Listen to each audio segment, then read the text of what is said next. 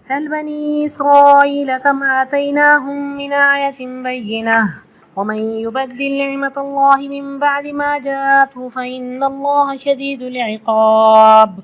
زين للذين كفروا الحياة الدنيا ويسخرون من الذين آمنوا والذين اتقوا فوقهم يوم القيامة والله يرزق من يشاء بغير حساب. كان الناس أمة واحدة فبعث الله النبيين مبشرين ومنذرين وأنزل معهم الكتاب بالحق ليحكم بين الناس فيما اختلفوا فيه وما اختلف فيه إلا الذين أوتوه من بعد ما جاءتهم البينات بغيا بينهم فهدى الله الذين آمنوا لما اختلفوا فيه من الحق بإذنه والله يهدي من يشاء إلى صراط مستقيم. أم حسبتم أن تدخلوا الجنة ولما يأتكم مثل الذين خلوا من قبلكم مستهم البأساء والضراء وزلزلوا حتى يقول الرسول والذين آمنوا معه متى نصر الله ألا إن نصر الله قريب. يسألونك ماذا ينفقون قل ما أنفقتم من خير فللوالدين والأقربين واليتامى والمساكين وابن السبيل وما تفعلوا من خير فإن الله به عليم. كتب عليكم القتال وهو كره لكم وعسى أن تكرهوا شيئا وهو خير لكم وعسى أن تحبوا شيئا وهو شر لكم والله يعلم وأنتم لا تعلمون.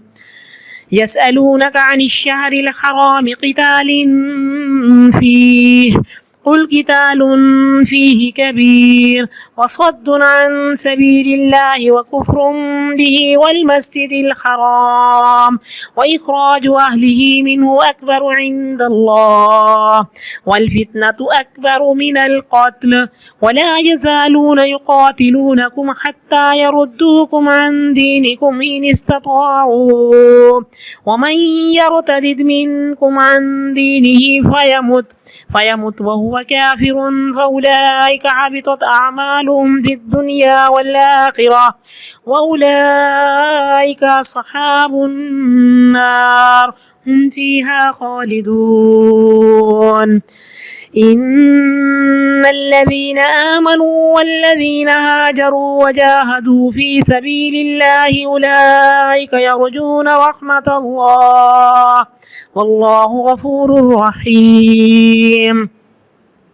يسألونك عن الخمر والميسر قل فيهما إثم كبير ومنافع للناس وإثمهما أكبر من نفعهما ويسألونك ماذا ينفقون قل العفو كذلك يبين الله لكم الآيات لعلكم تتفكرون في الدنيا والآخرة. ويسألونك عن اليتامى قل إصلاح لهم خير وإن تخالطوهم فإخوانكم والله يعلم المفسد من المصلح ولو شاء الله لأعنتكم إن الله عزيز حكيم.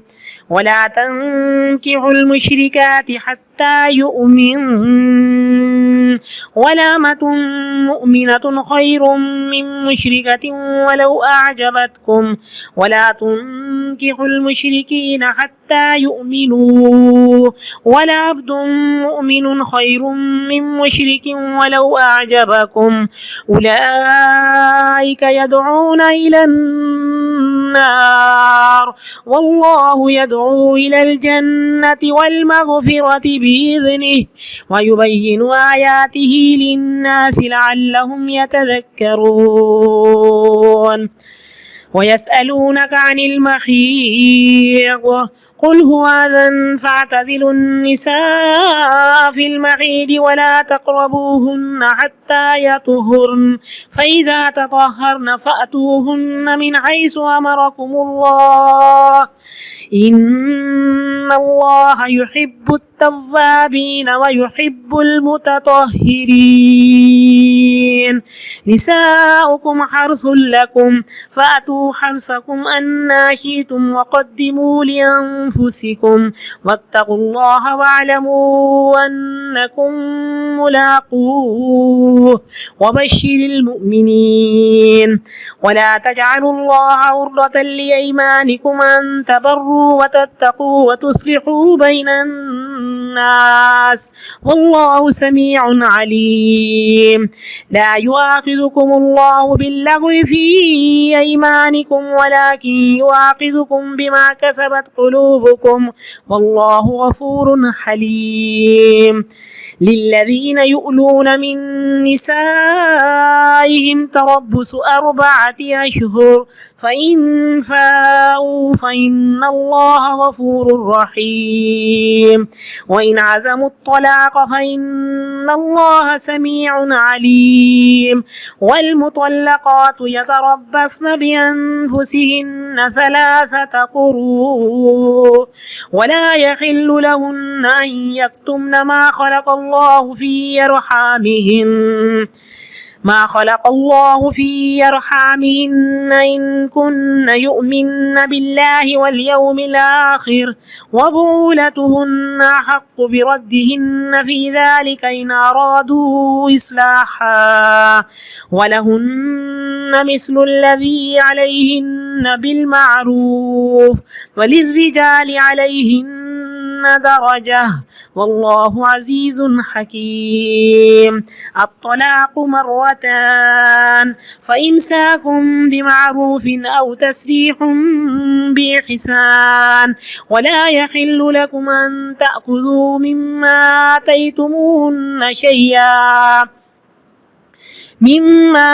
آتيتموهن شيئا إلا أن يخافا ألا يقيما حدود الله فإن خفتم ألا يقيما حدود الله فلا جناح عليهما فيما افتدت به تلك حدود الله فلا تعتدوها ومن يتعد حدود الله فأولئك هم الظالمون فإن طلقها فلا تحل له من بعد حتى تنكح زوجا غيره فإن طلقها فلا جناح عليهما أن يتراجعا إن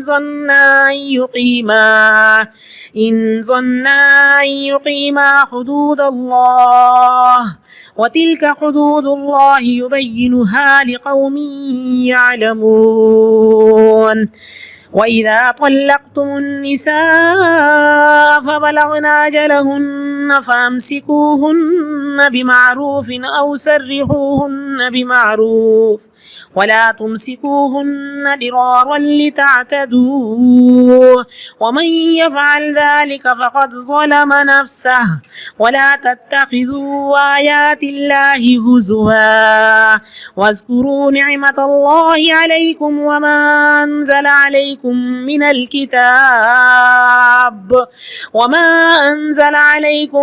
من الكتاب والحكمة يعظكم به واتقوا الله واعلموا أن الله بكل شيء عليم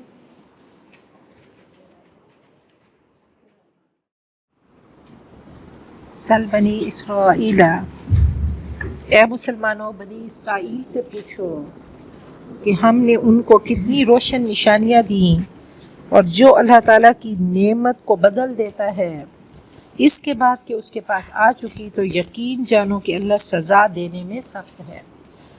زُيِّنَ لِلَّذِينَ كَفَرُوا الْحَيَاةُ الدُّنْيَا، خوبصورت بنا دی گئی کافروں کے لیے دنیا کی زندگی، وہ ایمان والوں کا مذاق اڑاتے ہیں، اور جو متقی ہیں پرہیزگار ہیں وہ قیامت کے دن عالی مقام ہوں گے، اور اللہ جس کو چاہتا ہے بغیر حساب کے رزق دیتا ہے۔ کان الناس امۃ واحدہ، लोग एक ही उम्मत थे, एक ही जमात थे। अल्लाह ने नबियों को खुशखबरी देने वाले और खबरदार करने वाले बनाकर भेजा और उनके साथ किताब उतारी, हक के साथ सच्ची, ताकि लोगों के हर इख्तिलाफी अम्र का फैसला हो जाए और किताब होने के बावजूद वो इख्तिलाफ पे जमे रहे। आपस की जिद और सरकशी की वजह से अल्लाह ने ईमान वालों को हिदायत दी उन चीज़ों के बारे में जिनमें वो इख्तिलाफ कर रहे थे, हक की तरफ अपनी मशीयत से, और अल्लाह जिसको चाहता है सिरात मुस्तकीम की तरफ हिदायत देता है। अम हसीब तुम, क्या तुम समझते हो कि जन्नत में ऐसे ही दाखिला हो जाएगा? अभी तक तुम्हारे पास उन लोगों की मिसाल नहीं आई जो तुमसे पहले गुजर चुके। उनको भूख की सख्ती और मुसीबतें पहुंची और वो झंझोड़े गए, हत्ता कि रसूल और ईमान वाले चीख उठे कि कब होगी अल्लाह की मदद। सुनो, अल्लाह की मदद करीब है। तो खबाब बिन अरत वगैरह इन पे बहुत ज़्यादा जब इनको अजियतें दी गई तो नबी अकरम सल्लल्लाहु अलैहि वसल्लम के पास आए और आकर पूछा कि ये तकलीफ़ कब ख़त्म होगी। तो तब ये आयत उतरी कि पहले ऐसा हुआ करता था कि अम्बिया को भी कत्ल कर दिया जाता था, आरों से चीरा जाता था। यस्अलूनका माज़ा युनफ़िक़ून, वो आपसे पूछते हैं क्या खर्च करें। तो मेंटेलिटी देखिए कि देने वाली ज़हनियत है। तो उनको बता दो जो भी तुम खर्च करोगे माल में से तो सबसे पहला हक वालिदैन का, फिर रिश्तेदारों का, फिर यतीम, फिर मिस्कीन और मुसाफिर हैं। और जो तुम नेकी का काम करते हो अल्लाह को मालूम है। तुम पर जंग करना लिख दिया गया और वो तुम पर गिरा है, मुश्किल है। हो सकता है कि तुम किसी चीज़ को नापसंद करो और वो तुम्हारे लिए बेहतर हो, और हो सकता है तुम किसी चीज़ को पसंद करो और वो तुम्हारे लिए बुरा हो। अल्लाह जानता है, तुम नहीं जानते। यस्अलूनका अनिश शहरिल हराम, वो आपसे हुर्मत वाले महीनों के बारे में पूछते हैं कि उसमें जंग करना कैसा है। कह दो इसमें जंग करना बहुत ही बुरा है। अल्लाह की राह से रोकना, उसके साथ कुफ्र करना और मस्जिद हराम से रोकना ये उससे भी बुरा है, और वहाँ के रहने वालों को वहाँ से निकाल देना अल्लाह के यहाँ उससे भी बड़ा गुनाह है। और फितना, जुल्म करना कत्ल से बड़ा गुनाह है। वो हमेशा आपसे जंग करते रहेंगे हत्ता कि तुम्हें तुम्हारे दीन से, अपनी साजिशों से मुर्तद बना देंगे अगर उनका बस चले। और जो भी तुम में से अपने दीन से फिरेगा वो मर गया कुफ्र की हालत में तो उनके अमाल दुनिया आखिरत में ज़ाय हो गए और वही जहन्नमी हैं, वो उसमें हमेशा रहेंगे। इन्नल्लज़ीना आमनू, यकीनन वो लोग जो ईमान लाए, जिन्होंने हिजरत की और अल्लाह की राह में जिहाद किया, ये लोग अल्लाह की रहमत के उम्मीदवार हैं और अल्लाह गफूरुर रहीम है। वो आपसे शराब और जुए के बारे में पूछते हैं, फिर कुल बता दो इनमें बड़ा गुनाह है लेकिन लोगों के लिए फ़ायदे भी हैं, और इनका गुनाह इनके फ़ायदे से ज़्यादा बड़ा है। और वो आपसे पूछते हैं क्या खर्च करें, तो कह दो ज़रूरत से ज़ायद जो भी है सरप्लस वो खर्च कर दो। ऐसे ही अल्लाह तुम्हारे लिए आयात बयान करता है ताकि तुम गौर व फिक्र करो फिर दुनिया वल आखिरह, दुनिया और आखिरत में। और वो आपसे यतीमों के बारे में पूछते हैं, कुल बता दो इस्लाहुल लहुम खैर, उनकी इस्लाह करना बेहतर है। और अगर तुम आपस में रहन सहन या खर्च इकट्ठा कर लो तो तुम्हारे भाई हैं। अल्लाह जानता है बुराई करने वालों और भलाई करने वालों को। अगर अल्लाह चाहता तो तुमको मुशक्कत में डालता, यकीनन अल्लाह ज़बरदस्त हिकमत वाला है। सहाबा किराम क्योंकि बहुत ज़्यादा मुत्तकी थे तो अब यतीमों का जो माल होता था उसमें से जो वो पकाते तो छोटे छोटे बच्चों के लिए अलग, तो कहा कि ऐसा नहीं करो, तुम इकट्ठा कर लो मुआशरत को और खाने पीने को। वला तनकिहुल मुशरिकाती, और मुशरिक औरतों से निकाह ना करो हत्ता कि वो ईमान लाएं। ईमान वाली लोंडी बेहतर है मुशरिक औरत से अगरचे तुम्हें अच्छी लगे, और ना निकाह में लाओ मुशरिकीन के अपनी औरतों को हत्ता कि वो ईमान लाएं, और अपनी औरतें मुशरिकीन के निकाह में मत दो हत्ता कि वो मुशरिक ईमान लाएं। और मोमिन गुलाम बेहतर है मुशरिक आज़ाद मर्द से अगरचे तुम्हें अच्छा लगे। ये लोग आग की तरफ बुलाते हैं और अल्लाह जन्नत और मग़फ़िरत की तरफ बुलाता है अपने हुक्म से, और अपनी आयत को खोल खोल कर लोगों के लिए बयान करता है ताकि वो नसीहत हासिल करें। और यस्अलूनका अनिल महीद, और वो आपसे पीरियड के बारे में पूछते हैं, हैज़ के बारे में पूछते हैं, तो कह दो ये गंदगी का ज़माना है। औरतों से हैज़ के ज़माने में तुम अलग रहो, उनके करीब मत जाओ हत्ता कि वो गुस्ल कर लें। फिर जब वो پاک ہو جائیں تو ان کے پاس آؤ جہاں سے تمہیں اللہ نے حکم دیا، یقیناً اللہ توبہ کرنے والوں کو پسند کرتا ہے اور پاک صاف رہنے والوں کو پسند کرتا ہے، کیونکہ یہ دین پاکیزگی کا دین ہے۔ تمہاری بیویاں حرث لکم تمہارے لیے کھیتی کی طرح ہیں، تم اپنی کھیتی میں آؤ جہاں سے تم چاہو اور اپنے آگے کے لیے بھی سامان کرو، صدقہ جاریہ یعنی اچھی نسل تیار کرو۔